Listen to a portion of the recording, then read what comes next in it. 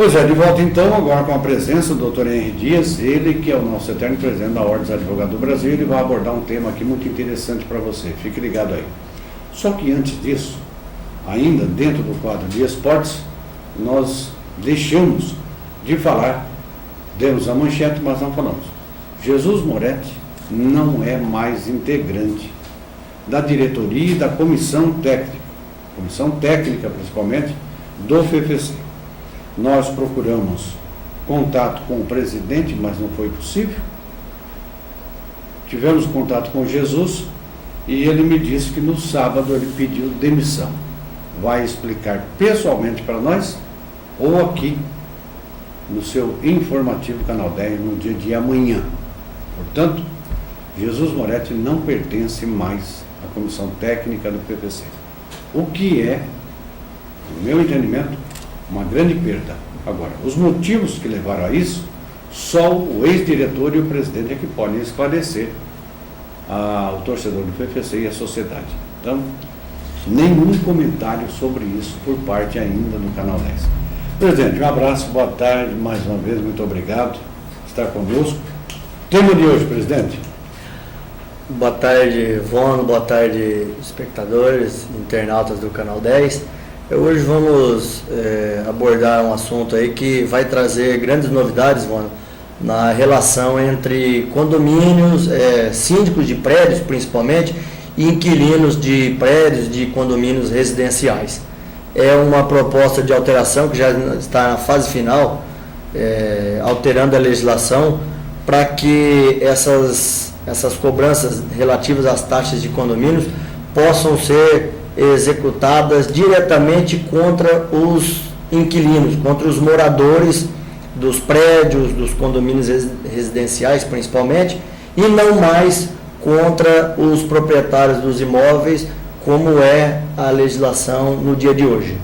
Legislação de hoje, presidente, só para matar uma curiosidade do telespectador, a imobiliária faz o contrato, ela tem sua comissão pelo trabalho que ela realiza, do imóvel residencial ou imóvel comercial.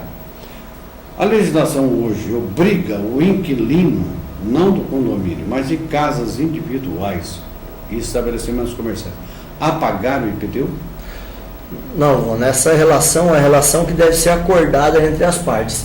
O IPTU é uma obrigação do dono do imóvel, mas dependendo do tipo de contrato que é feito, dependendo da negociação na hora em que o contrato é feito, ele pode ser estabelecido, às vezes como uma forma de o proprietário do imóvel dá até um abatimento, mas cobra o IPTU, ou então na contratação direta ele fica com a responsabilidade ou o inquilino fica com essa responsabilidade. Depende do que ficar convencionado entre as partes, o que eles contratarem. Mas, na verdade, o IPTU é uma responsabilidade, uma obrigação do proprietário do imóvel.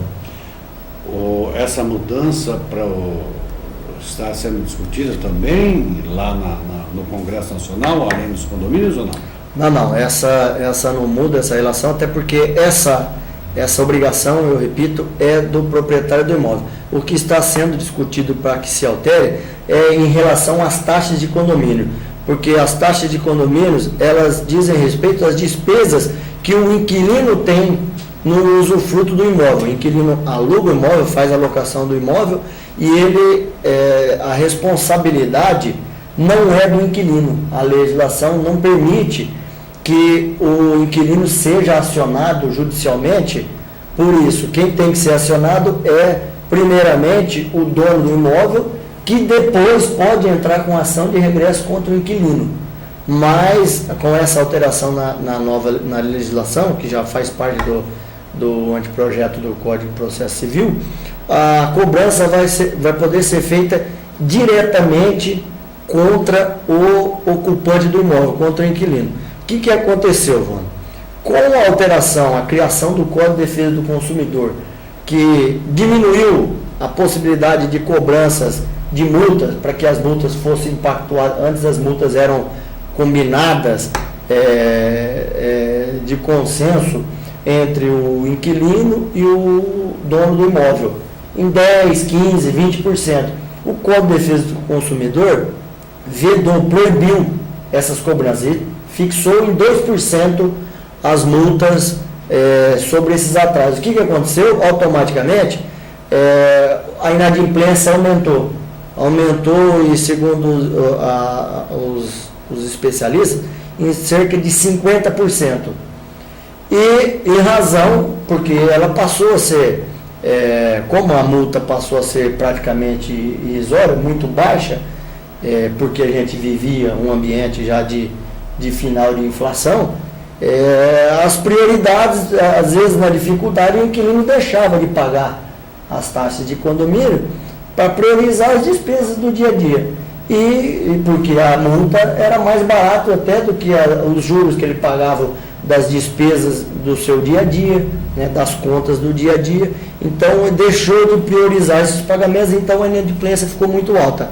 Então, com isso, essa alteração no Código de Processo Civil volta a priorizar essa possibilidade de que essa cobrança possa ser feita diretamente. Então, o dono do imóvel já não vai mais ser acionado e depois ele ter que pagar e depois entrar com ação de regresso contra o inquilino. Essa cobrança já vai ser feita diretamente contra o ocupante do imóvel.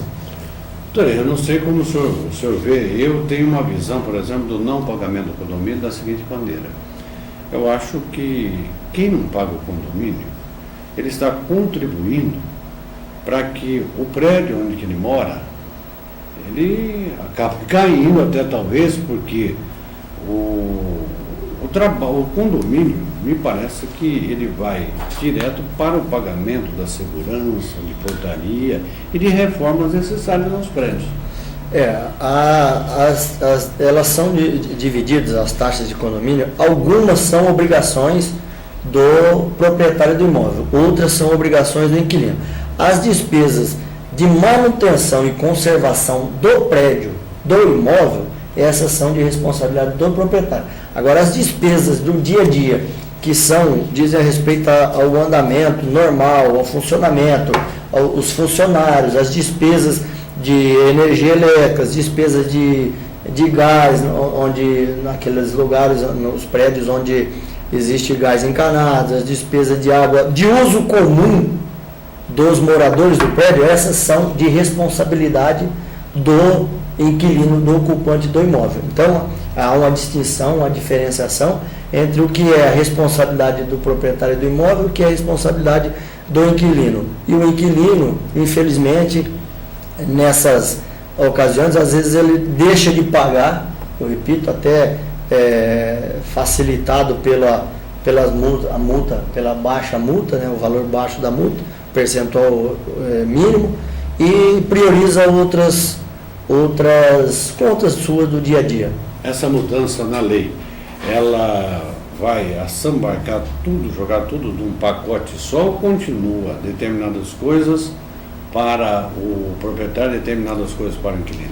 Não, ela continua. Ela diz respeito a essa alteração especificamente às taxas de condomínio, as taxas condominiais. Essa aqui é a alteração e que já é que nós vivemos aqui numa cidade relativamente pequena e são muito poucos os prédios, funciona praticamente só nos prédios, nos edifícios residenciais.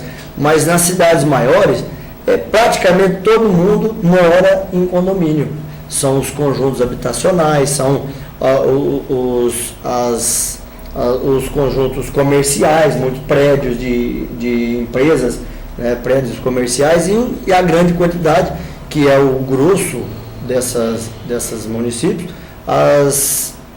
os prédios residenciais, que são ocupados, a maioria deles também, por condôminos, por inquilinos, pessoas que não são proprietárias do imóvel e que teriam a responsabilidade, têm a responsabilidade, porque eles é que usufruem desse dia a dia dos imóveis, mas não têm hoje a obrigação, não podem ser acionados judicialmente diretamente. Tem que primeiro acionar o proprietário para que depois o proprietário acione esses inquilinos. Que estágio se encontra a modificação da legislação em Brasília?